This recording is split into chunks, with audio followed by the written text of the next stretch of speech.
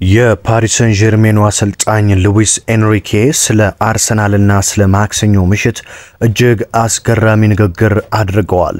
ሉዊስ ኤንሪኬ አርሰናሎችን ጠንቅቄ አውቃቸዋለሁ ባሉበት ንግግር ምን ጉዳዮችን አነሱ? እንደዚሁም ደግሞ የቀድሞ የማንቸስተር ዩናይትድ ተጫዋች ሪዮ ፈርዲናንድ ከአርሰናልና ከፓሪስ ሰን ዠርሜን ማን ያልፋል ተብሎ ለተጠየቀው ጥያቄ ምላሹን ሰጥቷል። ትሮሳርድም መልእክት አስተላልፈዋል። እንደምናችሁ ውድ አድማጭ ተመልካቾቼ፣ አብርሃም ፍቅሬ ነኝ። የዕለቱን መረጃ ወደ እናንተ ለማድረስ የስቱዲዮ ሰዓቴና ክብሬ ተገኝቻለሁ። ከኔ ጋር ቆይታ ስታደርጉ የዕለቱን ወሳኝ መረጃዎች ታደምጣላችሁ።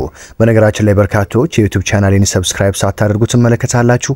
አንድ ጊዜ እስኪ ሰብስክራይብ በማድረግ ቤተሰብ እንድትሆኑ በአክብሮት ልጋብዛችሁ። እንደ ሁልጊዜው ቪዲዮ ለበርካቶች እንዲደርስ ላይክ በማድረግ ጀምሩ። በቀጥታ ወደ መረጃዎቹ ልውሰዳችሁ። እስኪ የፈረንሳዩ ኃያል ክለብ ፓሪስ ሰን ዠርሜን አሰልጣኝ የሆኑት ሉዊስ ኤንሪኬ ከተናገሩት ንግግር እንጀምርና ወደ ሊያንድሮ ትሮሳርድ ንግግር ደግሞ እናመራለን። የፈረንሳዩ ቡድን ፓሪስ ሰን ዠርሜን አሰልጣኝ ሉዊስ ኤንሪኬ ስለ አርሰናል በርካታ ጉዳዮችን ትላንት በነበራቸው ጋዜጣዊ መግለጫ ላይ ያነሱ ሲሆን ሉዊስ ኤንሪኬ እንግዲህ አርሰናልን ከዚህ በፊት በዚህ የውድድር ዘመን ገጥመው በኤምሬትስ በአርሰናል 2-0 ተሸንፈው መሸኘታቸው ይታወሳል። ታዲያ አርሰናል ምን ያስባሉ ተብለው የተጠየቁት አሰልጣኝ ሉዊስ ኤንሪኬ አርሰናል እጅግ ምርጥ ቡድን እንደሆነ አውቃለሁ ሲሉ የጀመሩ ሲሆን ከአርሰናል ጋር ስንጫወት አርሰናል እኛን እንዴት እንደሚገጥመን ማወቅ አለብን ብለዋል። አርሰናሎች ተጋጣሚያቸው ላይ በፍጥነት ጎል ካስቆጠሩ በኋላ ጎል እንዳይቆጠርባቸው ዘግተው በሎ ብሎክ ሲስተም ይጠቀሙባል። እናም እዛ ውስጥ ሊሆኑ ይችላሉ። ይህንን እናውቃለን ሲሉ አክለዋል። አርሰናሎች ገና ጨዋታው ተጀመረ ጎል ለማስቆጠር ተጭነው ይጫወታሉ። ጎል በፍጥነት ለማስቆጠር በፍጥነትና በተደጋጋሚ ብዙ ተጭነው ይጫወታሉ። እናም ይህንን የነሱን የጨዋታ ሲስተም መላመድ አለብን፣ የሚጫወቱበትን መንገድ እናውቀዋለን ብለዋል። ሉዊስ ኤንሪኬ የአርሰናልን የቆመ ኳስ አጠቃቀም እንዴት ማቆም እንዳለበት ሲጠየቅ ደግሞ የቆሙ ኳሶች እንዳይጠቀሙ እሱ ላይ ብቻ የተለየ ስራ ለመስራት አላሰብኩም። በቆመ ኳስ ላይ የተለየ እቅድ የለንም። አርሰናሎችን ጠንቅቄ ስለማውቃቸው በቆሙ ኳሶች አጠቃቀም ላይ የተለየ ስራ ለመስራት አላሰብኩም ብለዋል። በዚህ ውድድር ዓመት ከነሱ ጋር ተጫውተናል። እኛን ግማሽ ፍጻሜው ድረስ ስንደርስ እዚህ ያደረሱን ጥንካሬዎችና ድክመቶች አሉን። እነሱም ድክመትና ጥንካሬ አለባቸው። ሁለታችንም ተመሳሳይ ነን። ስለዚህ ድክመታቸው ላይ ጠንክሬ ሰርቼ እነሱን ጥሎ ለማለፍ ከፍተኛ ጥረት አድርጋለሁ። አርሰናሎችን በደንብ ነው የማውቃቸው ሲሉ ሉዊስ ኤንሪኬ ተናግረዋል።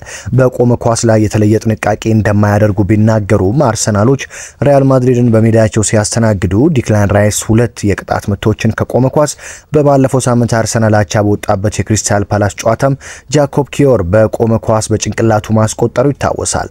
አርሰናል ታዲያ ስፔሻሊስት ነው በሚባልበት የቆመ ኳስ ፓሪስ ሰን ዠርሜንን በገጠመበት የምድብ ጨዋታ ላይ ማስቆጥሮባቸዋል።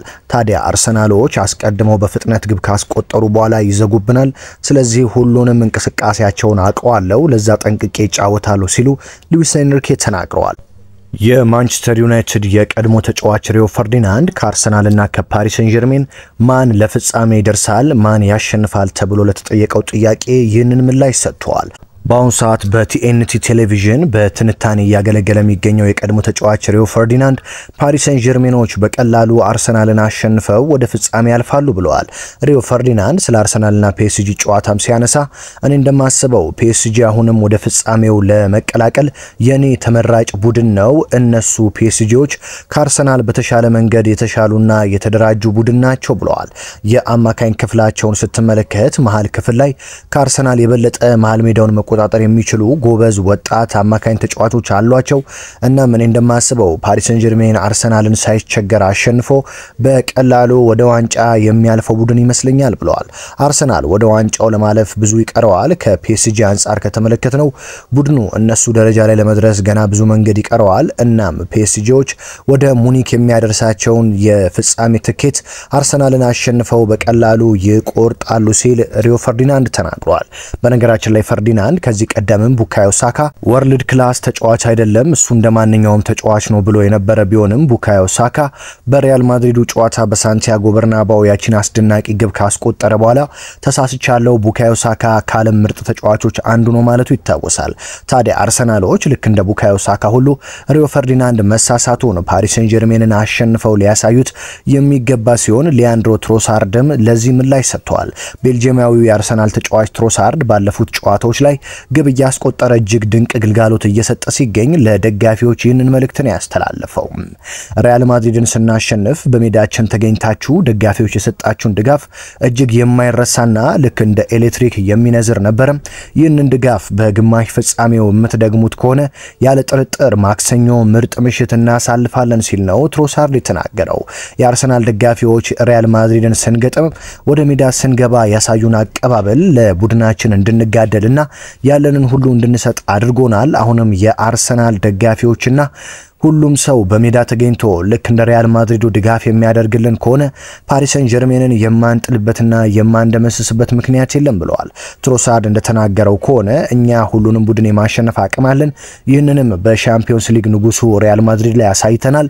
ፓሪስ ሰን ጀርሜንን አሸንፈን ወደ ሙኒክ የሚያደርሰንን ትኬት በመቁረጥ የአውሮፓ ሻምፒዮንስ ሊግ ዋንጫን አንድ ጆሮ ለመያዝ እንችላለን ሲል ትሮሳርድ ተናግሯል። አሰልጣኝ ሚኬል አርቴታ ምናልባትም ሊያንድሮ ትሮሳርድን በ9 ቁጥር ሚና በፊት ለፊት መስመር አጥቂነት ሊጠቀሙበት እንደሚችል የተገለጸ ሲሆን በኢፕስዊች ታውኑ ጨዋታ ላይ በዚህ አይነት አሰላለፍ 2 ግቦችን ማስቆጠሩ ይታወሳል። ታዲያ የቶማስ ፓርቲ አለመኖርን ተከትሎ ሚኬል ሜሪኖ ወደ ኋላ ተጎትቶ በቶማስ ፓርቲ ቦታ ሊጫወት እንደሚችል አሊያም ደግሞ ዲክላን ራይስ የቶማስ ፓርቲን ቦታ ይዞ ሚኬል ሜሪኖ ደግሞ የዲክላን ራይስ ቦታን የሚይዝ ከሆነ ሊያንድሮ ትሮሳርድ በፊት ለፊት መስመር አጥቂነት ሊሰለፍ እንደሚችል ፍንጮች አሉ። የመድፈኞቹ አለቃ አሰልጣኝ ሚኬል አርቴታ እስካሁን ድረስ መፍትሄ እያሰቡ እንደሚገኙ የተናገሩ ሲሆን ሚኬል ሜሪኖ ለፓሪስ ሰን ጀርሜኑ ጨዋታ ይደርሳል አይደርስም የሚለውን ምላሽ መስጠት ሳይፈልጉ እንደቀሩም ይታወሳል። ታዲያ አርሰናሎች ሚኬል ሜሪኖ የማይደርስ ከሆነ ቶማስ ፓርቲን በጨዋታው ላይ ባለመኖሩ የመሃል ክፍላቸው በፓሪስ ሰን ጀርሜን ወጣት አማካኞች እንዳይበለጥ ከፍተኛ ስጋትን ፈጥረዋል። ጁሪያን ቲምበር በአርሰናሉና በፓሪስ ሰን ጀርሜኑ ጨዋታ እጅግ ከሚጠበቁ ተጫዋቾች መካከል ዋነኛው ነው። ጁሪያን ቲምበር ፓሪስ ሰን ጀርሜንን አርሰናል በሜዳው ባስተናገደበት ጨዋታ ያስመዘገበው ቁጥራዊ መረጃም ለዚህኛውም ጨዋታ ይደግመዋል ተብሎ እየተጠበቀ ሲገኝ ጁሪያን ቲምበር በነገራችን ላይ በዚህ ዓመት አርሰናል ፓሪስ ሰን ጀርሜንን በሜዳው ሲያሸንፍ ጁሪያን ቲምበር ያስመዘገበው ቁጥራዊ መረጃ ተደንቆለት ነበር። ይህም 100% ድሪብል፣ 100% ታክል እንደዚሁም 100% የአንድ ለአንድ ግንኙነቶችን በማሸነፍ በጨዋታው እጅግ ከፍተኛ ሬቲንግ ያስመዘገበው ተጫዋች ይህ ኔዘርላንዳዊ ጁሪያን ቲምበር ነው። በተለይም የፓሪስ ሰን ጀርሜን የፊት ለፊት መስመር እጅግ አስጨናቂ ሲሆን የኪቪቻ ክቫራትስኬሊያና የኦስማን ዴምቤሌ የመስመር ጥምረትም በጨዋታው ላይ ከፍተኛ ጫናን በአርሰናል ተከላካዮች ላይ ያሳድራል ተብሎ ይጠበቃል። መድፈኞቹ እንደ ዊሊያም ሳሊባ በክሪስታል ፓላሱ እንደሰራው አይነት ስህተት በዚህ የአውሮፓ ሻምፒዮንስ ሊግ ግማሽ ፍጻሜ መድረክ ላይ በጭራሽ የማይፈቀድላቸው ሲሆን ጁሪያን ቲምበርና ማይልስ ሉዊስ ስኬሊ የመስመር የፓሪስ ሰን ጀርሜን አጥቂዎችን ለማስቆም ከፍተኛ ስራ ይጠብቃቸዋል ተብሎ ይጠበቃል። ዴምቤሌና ኪቪቻ ክቫራትስኬሊያ ሊቨርፑልን በገጠሙበት ጨዋታ ምን ያህል የሊቨርፑል ተከላካዮችን አስጨንቀው እንደነበር የሚታወስ ሲሆን የአርሰናል የተከላካይ ስፍራ ጥንካሬ የእነዚህን ተጫዋቾች የፊት ለፊት መስመር ስልነት ያስቆማል ወይ በጨዋታው ላይ በአጓጊነት የሚጠበቀው ርዕስ ነው። በነገራችን ላይ የአርሰናሉ ቡካዮ ሳካ የፓሪስ ሰን ጀርሜኑን ተከላካይ ኑኖ ሜንዴስን በእጅጉ ሲያስጨንቀው እንደነበር የሚታወስ ሲሆን የፓሪስ ሰን ጀርሜኑ ተከላካይ ሜንዴስም ዘንድሮ በአውሮፓ ሻምፒዮንስ ሊግ ከገጠምኳቸው እጅግ አስጨናቂ አጥቂዎች አንደኛው ቡካዮ ሳካ ነው ማለቱ ይታወሳል። በርካታ አጥቂዎችን በሻምፒዮንስ ሊጉ ገጥም ያለው እኔ ግን ፊት ለፊት ስገናኘው የሚከብደኝ የአርሰናሉ እንግሊዛዊው ጥቁሩ አልማዝ ቡካዮ ሳካ ነው ሲል መመስከሩ ይታወሳል። ቡካዮ ሳካ በአሁኑ ሰዓት ከጉዳት ተመልሶ ለአርሰናል በጥሩ አቋም ላይ መገኘቱ እንደዚሁም ብራዚላዊው ገብርኤል ማርቲኔሊ እጅግ በአስደናቂ ብቃት ላይ መገኘቱ ለአርሰናል ስብስብ ከፍተኛ ጥንካሬን ይሰጣል ተብሎ የሚጠበቅ ሲሆን በተለይም መድፈኞቹ ጨዋታው እንደተጀመረ በፍጥነት ግብ ለማስቆጠርም ይሰራሉ ተብሎ ይጠበቃል። በፍጥነት አርሰናሎች ግብ የሚያስቆጥሩ ከሆነ ግብ እንዲቆጠርባቸው ለማድረግ እጅግ አስቸጋሪ የሆነ ቡድን ስለሆነ አርሰናል ቀድሞ ከሚቆጠርበት ይልቅ አስቀድሞ ማስቆጠርን ስለሚመርጥ ጨዋታው እንደተጀመረ በፍጥነት የፓሪስ ሰን ጀርሜን ተከላካዮችን ለማስጨነቅ እንደሚሞክሩም ተዘግቧል። በተለይም መድፈኞቹ ቀድሞ ግብ ከተቆጠረባቸው ለማስቆጠር እጅግ እንደሚቸገሩ የሚታወቅ ሲሆን በዚህም ቀድሞ እንዳይቆጠርባቸው የተከላካይ ስፍራውን አሰልጣኝ ሚኬል አርቴታ ማስጠንቀቃቸው ነው የተሰማው። ነገር ግን ፖላንዳዊው የአርሰናል የተከላካይ ስፍራ ጃኮብ ኪዮር ጋብሪኤል ማጋሌሽን ተክቶ እጅግ በአስደናቂ ብቃት ላይ መገኘቱ የሚኬል አርቴታን ጭንቀት ቀለል እንዳደረገላቸው ሲሰማ የዊሊያም ሳሊባና የጃኮብ ኪዮር ጥምረት ከቅርብ ጊዜ ወዲህ እጅግ ተወዳጅ እየሆነ መጥቷል። ለወትሮ ወደ ኋላ እየተመለሰ የአርሰናል ተከላካዮችን የሚያግዘው ቶማስ ፓርቴ ባይኖርም ዲክላን ራይስ የቶማስ ፓርቴ ሚና ተሰጥቶት ወደ ኋላ እየተመለሰ ተከላካዮችንም ለማገዝ ኃላፊነት ሊሰጠው እንደሚችል ነው የተሰማው። አርሰናልና ፓሪስ ሰን ጀርሜን ከዚህ ቀደም በተገናኙባቸው አምስቱም ጨዋታዎች አርሰናል በፈረንሳዩ ክለብ ምንም አይነት ሽንፈት አስተናግዶ አያውቅም። ይህንን ሪከርዱን አስጠብቆ ለመቆየት አርሰናል የፊታችን ማክሰኞ ምሽት 4 ሰዓት በኤምሬትስ ስቴዲየም ለክብሩ የሚዋደቅ ሲሆን የአርሰናል ጽንፈኛ ደጋፊዎችም በወቅቱ ለአርሰናል እጅግ ከፍተኛ ድጋፍን ለማድረግ ካሁን ጀምሮ እንግሊዝ ውስጥ የሚገኙ የአርሰናል ደጋፊዎች ላይ ጥሪ እያደረጉ እንደሆነ ተሰምተዋል። በዕለቱ የፓሪስ ሰን ጀርሜን ተጫዋቾችን ለማስጨነቅ የአርሰናል ደጋፊዎች ከፍተኛ ዝግጅት እያደረጉ እንደሆነ ሲሰማ፣ በፓሪስ ሰን ጀርሜን በኩል የፈረንሳዩ ኃያል ክለብ ደጋፊዎች ከዛሬ ጀምሮ ወደ ለንደን መግባት መጀመራቸው ተሰምተዋል። ምንም እንኳን የኦፕታ ሱፐር ኮምፒውተር ለአርሰናል የግማሽ ፍጻሜ አሸናፊና የፍጻሜ ተፋላሚነት ከፍተኛ ግምት ቢሰጥም አሁን ላይ ግን በርካታ ተንታኞች ፓሪስ ሰን ጀርሜንም በቀላሉ የሚታይ ቡድን አይደለም እያሉ ይገኛሉ። ኦፕታ ሱፐር ኮምፒውተር 32% አርሰናል የዘንድሮ የአውሮፓ ሻምፒዮንስ ሊግን ከፍ አድርጎ የመሳም እድል አለው ቢልም ባርሴሎና፣ ኢንተር ሚላንና ፓሪስ ሰን ጀርሜን ቀላል ተጋጣሚ እንዳልሆነም አንስተዋል።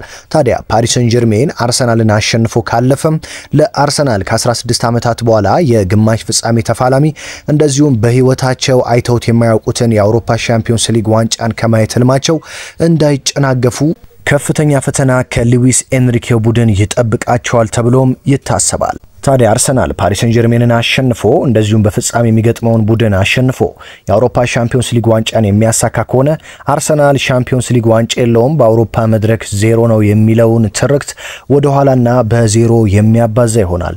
እስኪ ውድ አድማጭ ተመልካቾቼ አርሰናል ከፓሪስ ሰን ጀርሜን የሚያደርጉትን ጨዋታ ማን አሸንፎ ማን ያልፋል? ስንት ለስንት ያልቃል?